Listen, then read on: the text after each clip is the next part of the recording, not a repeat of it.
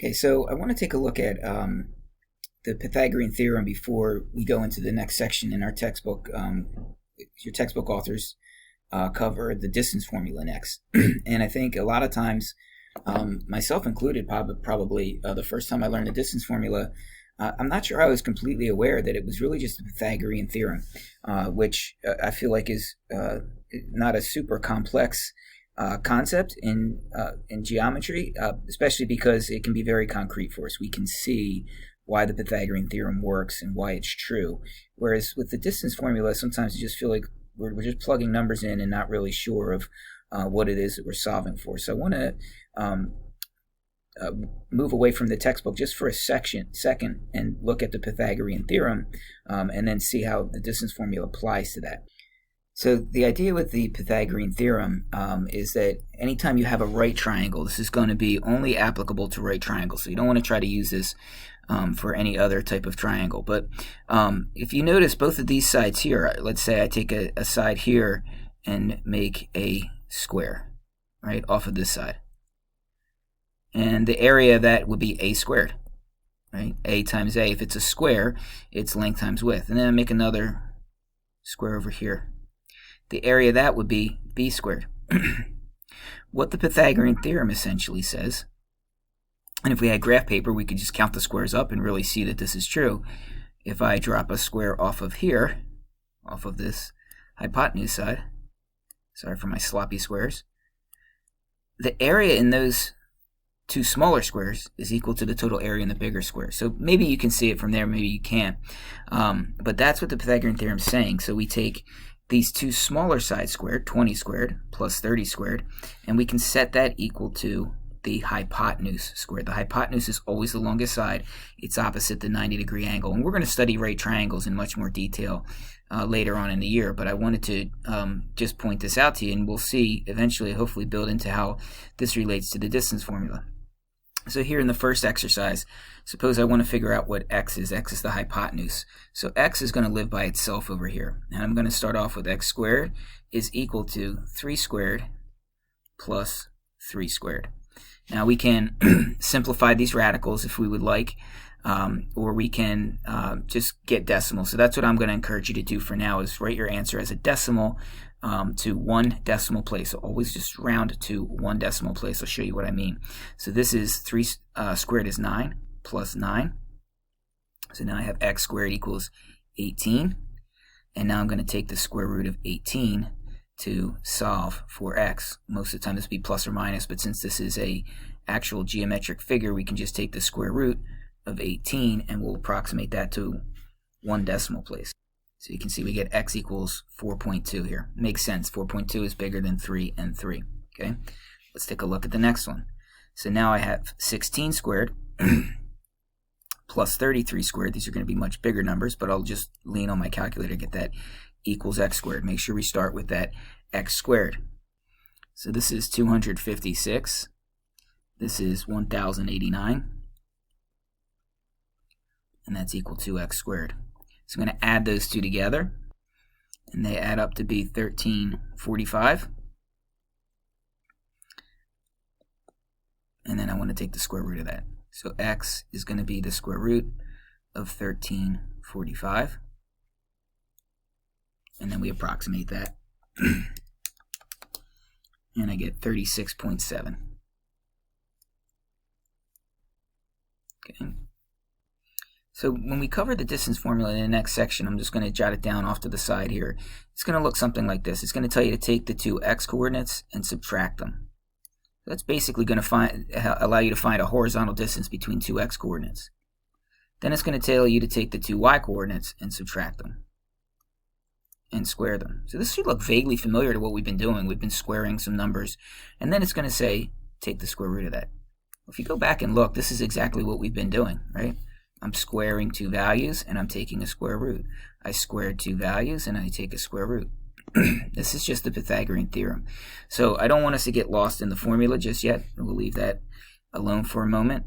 And let's just look at this graphically and see if we can apply Pythagorean theorem. So I have the point A is at 3, 2. He lives right here.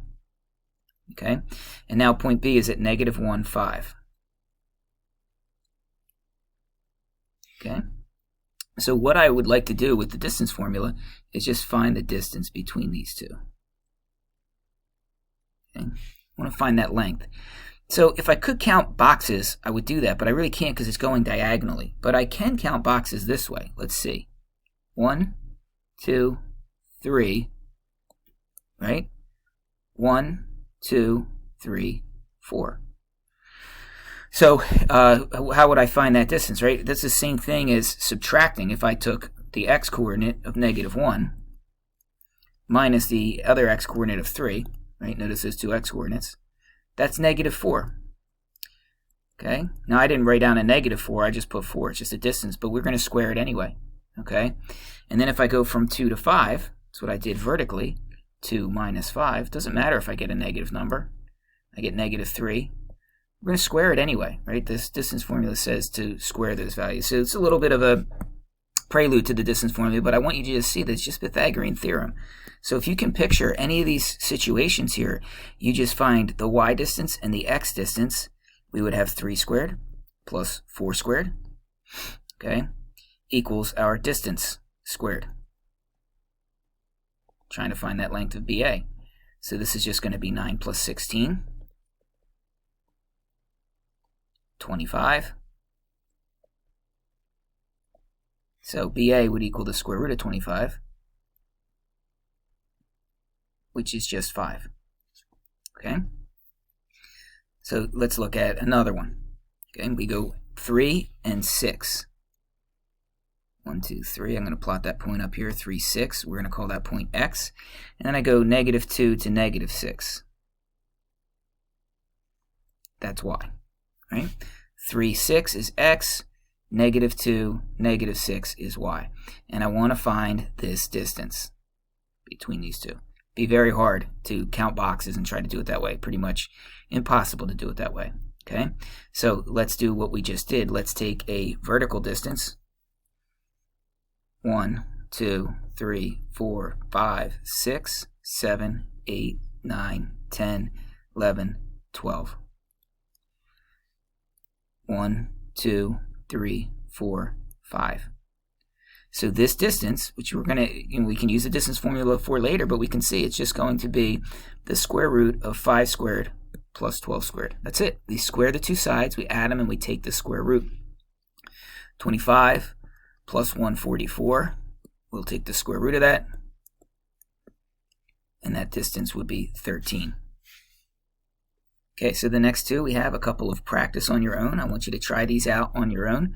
Find the distance, or use the Pythagorean theorem. We'll plot the 2 points, distance from -2, 3 to 4, -5, and then also down here 3, 6 to -6, -6, and answer these in our Edpuzzle.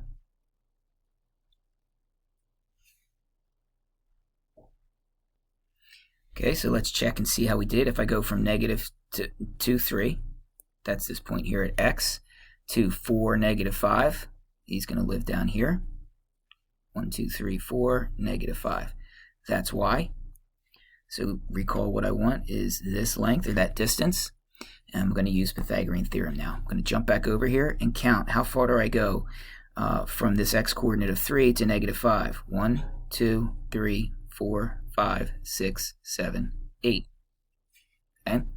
And then I go over from -2 to 4. How far is that? 1, 2, 3, 4, 5, 6. Okay?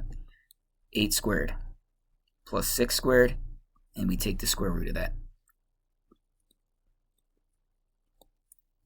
So this is the square root of 100.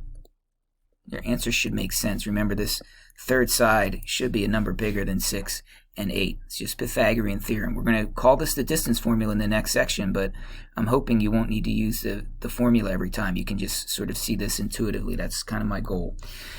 So now we have the next one. We're at 3, 6 for our x-coordinate. And then we go to -6, -6 for our y-coordinate.